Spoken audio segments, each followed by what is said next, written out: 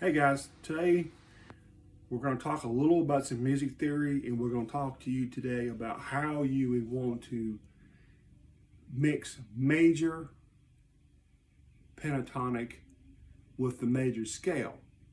And first of all, you say, well, why would you want to do that? You have the bluesy major pentatonic scale,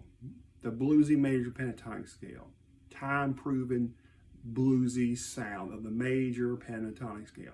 Then you've got the time proven modal sound of the major scale with 7 notes. Pentatonic 5, penta 5, the major scale has 7. So it's got a little more flavor in there. Not bad or not good. It just has different. So we don't want to look at scales as better or best or good or bad. They just are what they are. The one has 5 notes, other has 7. They're no better or no worse. So we'll get rid of all the. I'll get the scale snobs mad at me for saying that, but they're no better or worse. 5 scales, 5 notes, 7 notes, whatever you want to do.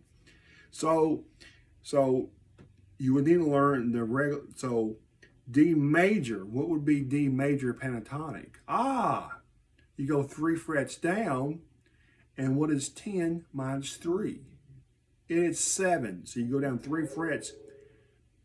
B minor pentatonic is D major pentatonic. So it says if you're playing in D major, you want to play D major pentatonic, it's B minor pentatonic. And you've got that bluesy sound. Okay. Say that I want to maybe put a little modal spice in there. So they've got the modes, the modes have got 7 notes. And you've got different intervals, and the different intervals of notes sound a little different.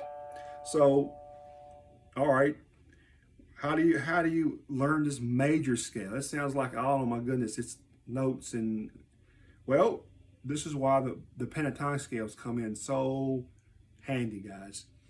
You learn on D major, you look at the 10th fret and you think about it as, well, what does D minor pentatonic look like? Well, okay, the D minor pentatonic is 10, 13, 10, 12, 10, 12, 10, 12, 10, 13, 10, 13. Okay, so we know that. So we have that skeleton. So what we do is we just erase some of those. We get our eraser and we erase some of those notes out and we put them in different places. And so what I would do is I would play a little spice in here of the spices I would use is you've got on the E, A, D, and the G strings on the 11th and 12th frets.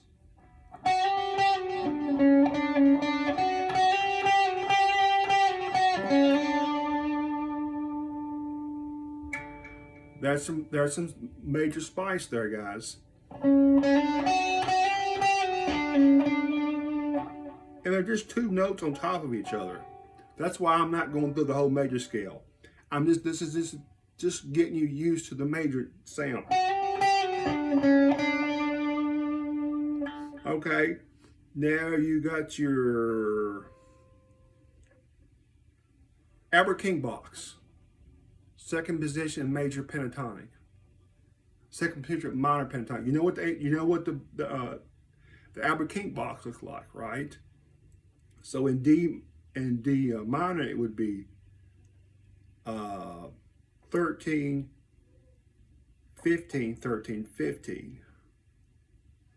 Well, you just erase some of those notes, and the major in that position that you can use would be 12, 13, 12, 13 on the B and E string.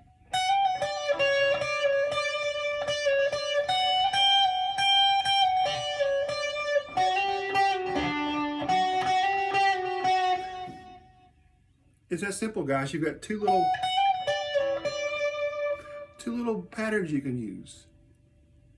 And we're not using, this is for beginners. We're not using that way you don't have to, you can know your minor pentatonic scale and just know where to use these little notes. And that's really, I mean, you can go full modal, but we're talking about blues and blues rock. And the solid modes, to me, don't sound bluesy. They just don't. Is that any bad or good? No, they just, to me, it's not blues sounding. But you can mix them in there. And that's what the guys like Dave Gilmour, he is very famous for doing that.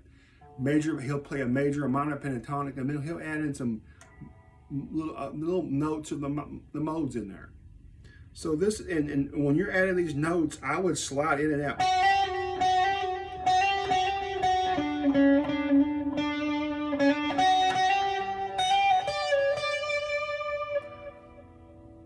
And then you've got your B minor pentatonic.